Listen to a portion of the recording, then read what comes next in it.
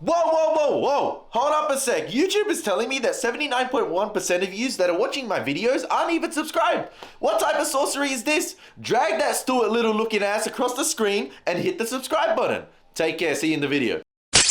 Hello there. Yo, I just gotta quickly say, you Star Trek fans are amazing. You guys are like the Buffy fandom, and some of you guys might have seen Buffy, but in terms of liking my videos, you guys are absolutely fantastic. Now, I know my episode 2 reaction, or Charlie X reaction, only has 237 views, but it's got 71 likes. That's a fantastic ratio, and I hope you guys are liking my reactions as well. And I hope those views will increase in time as Star Trek fans find the channel. I do hope they find the channel. We'll see. We'll see. I'm hoping it does happen. But what's going on, guys? My name is Elie Moses, a 23-year-old law and film student here from Sydney, Australia, shooting his shot, baby. And I am watching Star Trek for the first time. Star Trek, the original series, for the first time. We are up to episode 4 now of the original series, titled The Naked Time. So let's get right into the reaction. Let's smash this thing and let's see what issue is going to plague our crew in this episode. Let's get into it. Let's go. I've been reading all the comments, and I read every comment, and you guys are saying basically this season or this series a lot. It's a lot of one-off episodes, and they're all one-off episodes. Sign 2000, an ancient world, now a frozen wasteland, about to rip apart in its death throes.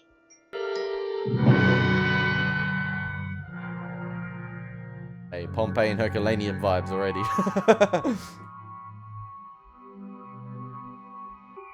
I'm interested to see if it's like constant, if it is like one-off episodes like you guys are saying. I'm interested to see how creative they get with the concepts each episode, or if they continue to reuse sort of issues that continue to, you know, plague the crew aboard, or the crew has to solve on board the ship or on another planet. I'm interested to see if they rehash ideas over time, or like certain ideas might be similar. They might take a certain idea from here and mix it up with another idea. I'm very intrigued, but it's the characters that will carry the show inevitably. So I'm interested to see the character drama they develop with each episode. Check out the life support systems. Right, sir. This guy's dying. The second guy's dying. That's with Spock. Expendable. 100%. Princess Leia? Yo, that's a shot at Star Wars right there. They're saying the franchise is dead. Star Trek is taking over. I know it came out before. I'm joking. Hey, I can love Star Wars and Star Trek at the same time. Allow it.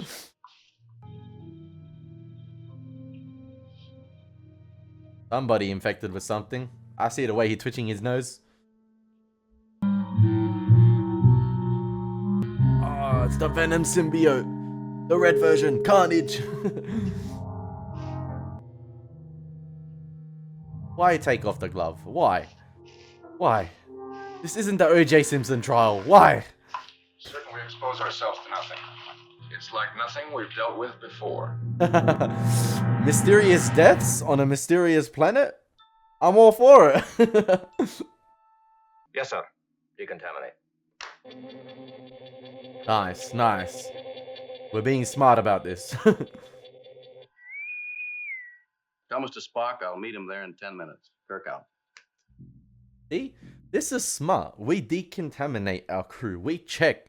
Obviously, he made a stupid decision of taking his glove off, but this is not like Alien Covenant, where the motherfudgers are just no, don't get me started on that film. It's just like the dumbest of dumbest decisions in the history of dumb decisions, that film. Mr. Spock? Joe Mama ain't fine. He infected. We will need top efficiency, Captain. It'll be a tricky orbit. When the planet begins to go, there may be drastic changes in gravity, mass, magnetic field. Quick question. What, like, I want to pause. I never want to miss out on dialogue. If I ask you guys about sort of like the world building aspect in terms of like what's happening on Earth, and this is obviously not the first spaceship to go into space, the Starship Enterprise. There's other ones, obviously, and the individuals that died there were humans. So what is the role of the Starship Enterprise? Is their role just to continue to explore space and kind of find anomalies, or, you know, distress signals, and find that sort of element of the unknown and sort of explore it, like continue to explore the unknown. And then, like he said right there, Kirk, I like how they have to send basically a full diagnostic report of the entire planet, so they must remain close, tight in orbit around the planet, so they can send a full report back to the Earth. So there were humans on this planet before, so that means there's been other explorative missions or colonizing missions for other planets, and these guys are just another vessel we're just following, and the show just so happens to deal with that. I hope The purpose of a briefing, gentlemen, is to get the answers based on your abilities and experience. In a critical orbit, there's no time for surprise. Unless you people on the bridge start taking showers with your clothes on, my engines can pull us out of anything. Hey, Joey. You feeling all right? Get off me. You don't rank me and you don't have pointed ears, so just get off my neck. Damn. Him. Hold up. Chill. Wouldn't need life support systems to keep him from freezing to death. Hey, Joey, put the knife down, huh? You're all steamed up, Joe. We don't belong here. It's not ours. A few years later, we went to the moon. Destroying. Or so we say. Watching. Or so we were told. We don't belong. What are you doing, Joe? Hey, Joey, put the knife down. Don't be afraid, Joey. You're just getting sweat about it. Let go! Sweat about nothing, Joe. Let me have the knife.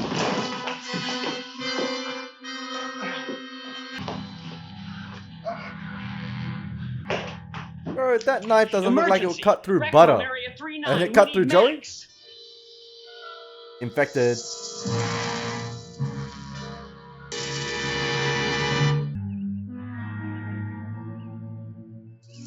Oh, not the botanist. I like the botanist. File personality quotients. Was he trying to kill himself?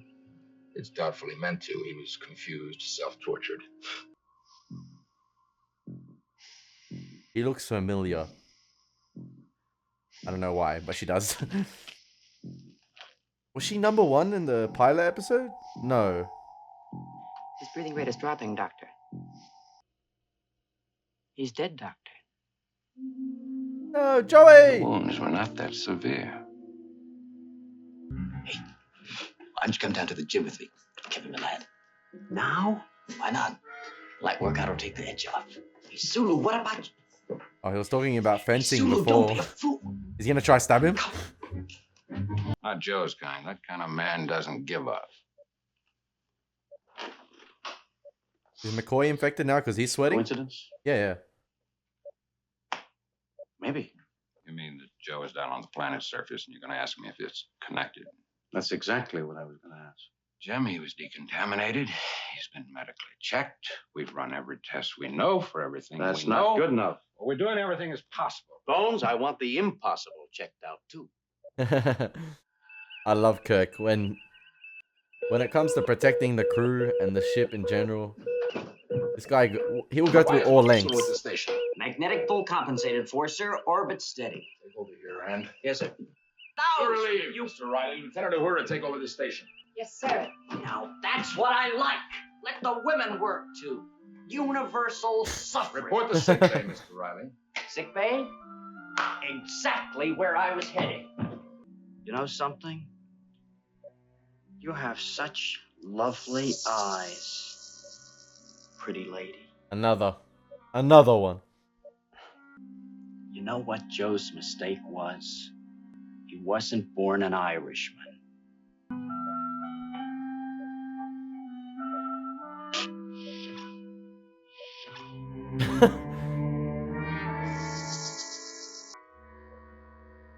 I love that sort of it's almost like a not a salt shaker sound. Oh, this guy in pretty good shape. Damn. It seems like whatever this virus is, or this contaminant, it sort of like makes you hypo in a way. Gets the adrenaline going. You either leave this war bloodied or with my blood on your souls.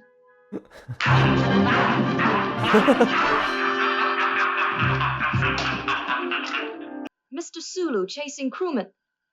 The sword. Put security on it. Fascinating. A pattern is developing. First, Tormolen, hidden personality traits being forced to the surface. Then Riley, who fancies himself a descendant of Irish kings. Now Sulu, who is at heart a swashbuckler out of your 18th century. Present condition of Psi 2000. Gravity pull increasing. We've shifted 2% and should stabilize our position. Helmsman, stabilize position. You know what I love about this show's use of the 4:3 aspect ratio? When you do adopt use that aspect ratio, it's actually surprising at times like how much they do get in frame. Like there's been some fantastic, beautiful, wide, long shots in this show that capture all the characters in action. Or like for instance, right here, the sort of command center of the ship or the hull of the ship. There'll be some fantastic wide shots and long shots like we see here with all the characters interacting with each other, and you don't need to move the camera at all. You don't need to cut away at all because it's fantastically placed. It's placed in the best position possible to capture the entire scene right here. You got, you know, the control boards and everything, and the characters all in frame acting in a nice long take. And it just goes to show that if you articulate, or like if you plan it right, and you plan your shots well and know where the positioning of the camera is going to be, the 4:3 aspect ratio can capture so much. It can capture so much, and you think to yourself, oh, you're losing like almost a quarter of the screen with these black bars on the side. But no, at times they capture so much, and it's brilliant. And it's just a situation of knowing where to place your camera and knowing where you want your actors to be and what you want in frame. It's great stuff. This show does it really, really well.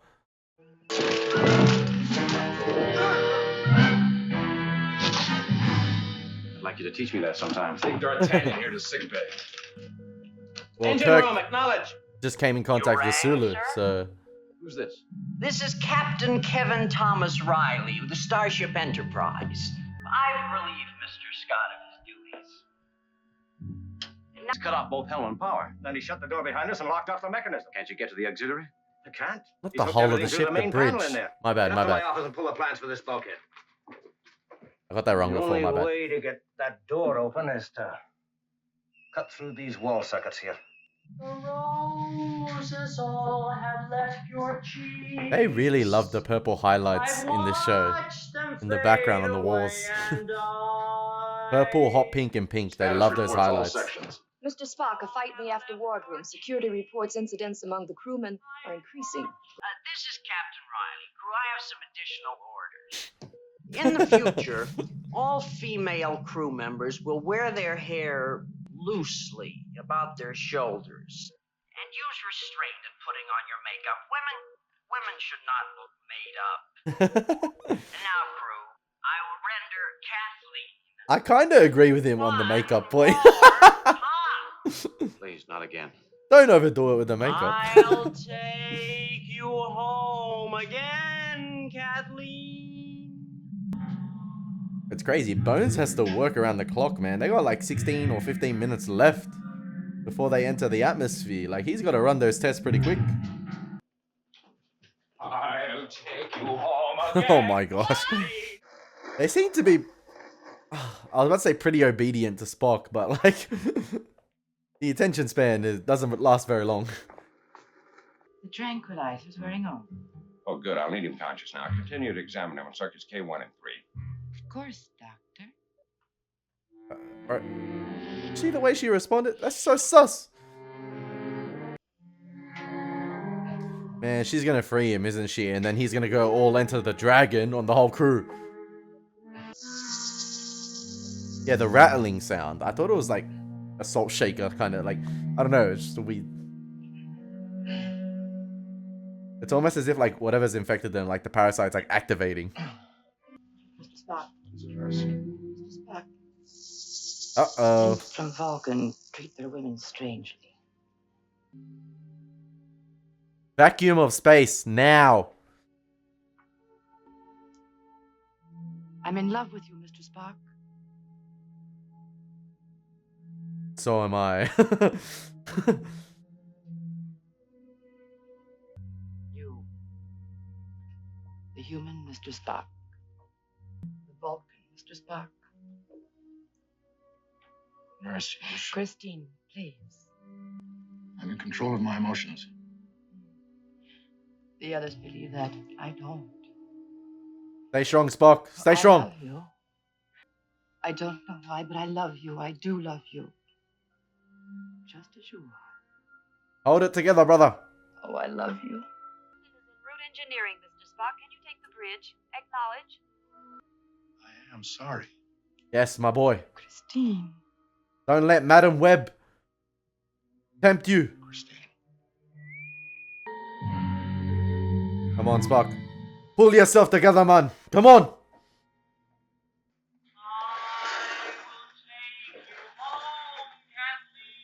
Almost ready, sir. Oh, Scotty is still going. He's still singing over the system. Dance tonight. Get him out of here. Get your ass out of here, boy. It's only a matter of time before Kirk becomes infected. I'm in control of my emotions. Yes! Stay strong, come on.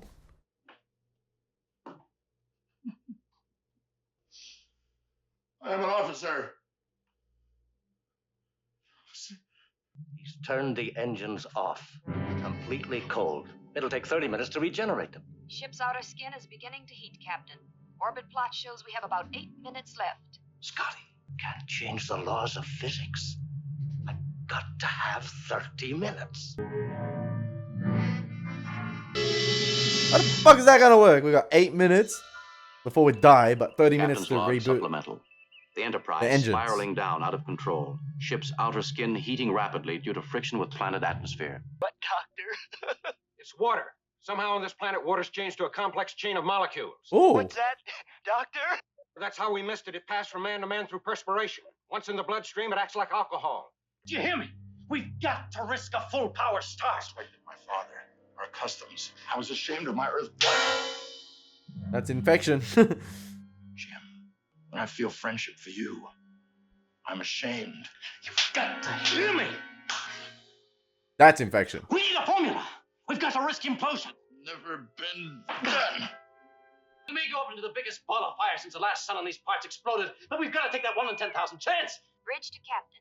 Engineer asked, did you find... Yes, I found Mr. Spock. I'm talking to Mr. Spock, you understand? Damn. Yes, sir. 3.5 minutes left, Captain. I've got it. The disease. It's a theoretical relationship between time and antimatter. Flesh woman Well, let's test it out. to hold. A beach to walk on. A few days, no braid on my shoulder. Captain. Scotty. Help. Help them. Clear the corridors. The turbo lift. Is Spock good now? Because he passed it on to Kirk. Does it only go from one individual to another? Never lose you. Never. That's kind of badass.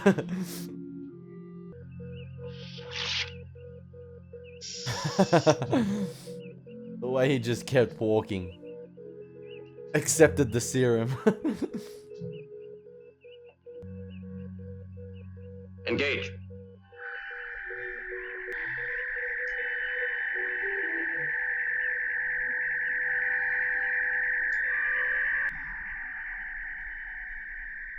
I love that panning shot away to like the corner of the bridge right there, or like the top left hand corner of the bridge, to reveal the entire crew and their reactions as they sort of anticipate. Time warp. I was about to say, they must have exited at such We're a going backward. fast pace.